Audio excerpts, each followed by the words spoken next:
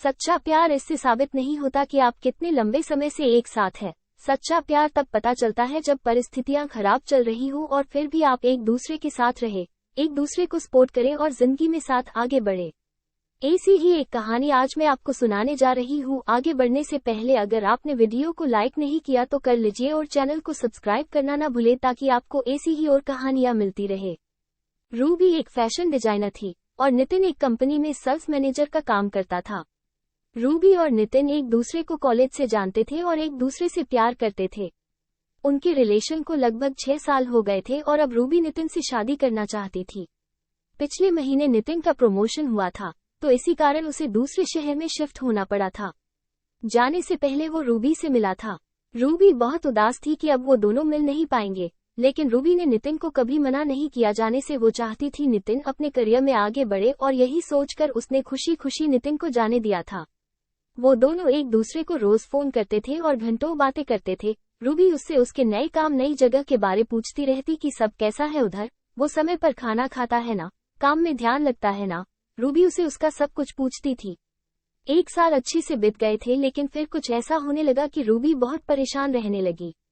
नितिन ना तो खुद रूबी को फोन करता था और जब रूबी फोन करती थी तो ये बोलकर फोन रख देता था कि वो काम में व्यस्त है।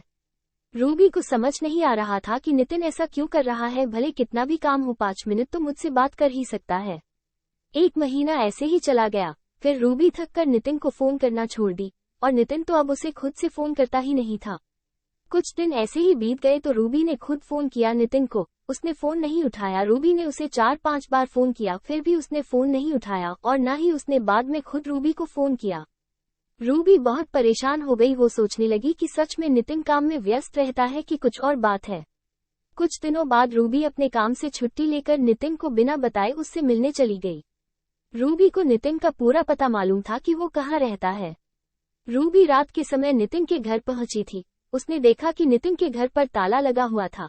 उसने नितिन को फोन किया, लेकिन हमेशा की तरह नितिन ने रूबी का फोन नहीं उठाया। फिर रूबी ने नितिन को मैसेज किया कि मैं तुम्हारे घर के बाहर खड़ी हूँ, तुम कहाँ हो। थोड़ी देर बाद नितिन ने फोन किया और उसे बहुत डांटा कि तुम बिना बताए क्यों आ गई इधर, किसने बोला था तुम्हें इधर आने के लिए, और फोन रख दिया। उसने रूबी की कोई बात नहीं सुनी। रूबी उसके घर के बाहर ही बैठी रह गई कि शायद नितिन को ऑफिस में बहुत काम हो और मैं बिना बताए आ गई, इसलिए वो गुस्सा हो गया और वो उसके घर के बाहर ही बैठ के उसका इंतजार कर रही थी। सफर में रूबी बहुत थक गई थी और उधर बैठे बैठे रूबी की आंख लग गई और वो सो गई। सुबह उसकी आंख खुली तो उसने देखा कि नितिन अभी तक घर नहीं आया।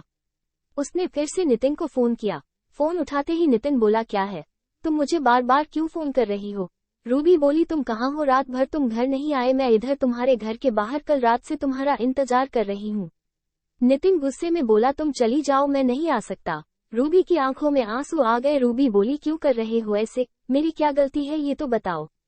नितिन बोला, तुम जाओ, मुझे तुमसे कोई बात नहीं करनी, और फिर फोन रख दिया। रूबी बहुत रोने लगी। उसके पास वापस जाने के अलावा कोई रास्ता नहीं था। वो अनजान शहर में नितिन को कैसे और कहाँ ढूंढती।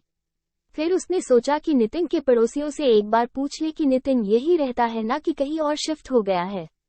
उसने पूछा तो उसे पता चला कि पिछले 1 महीने से नितिन यहाँ रहता ही नहीं है। ये सुनकर उसे और बुरा लगा कि नितिन ने उसे कुछ नहीं बताया था कि वो कहीं और शिफ्ट हो गया है। पहले नहीं बताया था ठीक है, लेकिन अब जब मैं यहाँ आ गई हूँ फिर भी उसने कुछ नहीं बताया और ना ही मिलने आया। वो वहाँ से अपने घर लौट गई। वो बहुत बेचैन हो रही थी, नितिन ऐसा क्यों कर रहा है। वो नितिन को फोन और मैसेज करती थी, लेकिन वो ना तो फोन उठाता और ना ही मैसेजेस का रिप्लाई करता था। कुछ 15 दिनों बाद नितिन का फोन आया। रूबी अपने ऑफिस में थी। उसने तुरंत फोन उठाया और ऑफिस से बाहर निकली बात करने के लिए।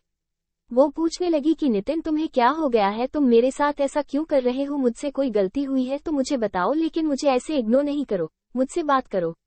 उधर से नितिन बोला, अब प्लीज तुम मुझे भूल जाओ, मैं किसी और से प्यार करता हूँ और उससे शादी करने वाला हूँ और पिछले 1 महीने से उसके साथ ही रहता हूँ, इसलिए तुमसे मिलने नहीं आया था उस दिन। हो सके तो मुझे माफ कर देना, मैं अपना फोन नंबर भी बदल रहा हूँ।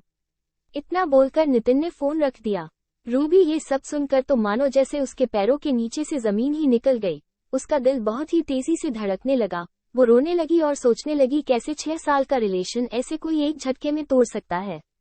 वो उसी वक्त ऑफिस से घर चली गई। वो बहुत रोई और फिर नितिन को फोन करने लगी कि नितिन ऐसे नहीं कर सकता, वो मुझे छोड़कर नहीं जा सकता, लेकिन जैसे नितिन ने कहा था कि वो अपना नंबर बदल रहा है, तो उसका फोन भी नहीं लगा।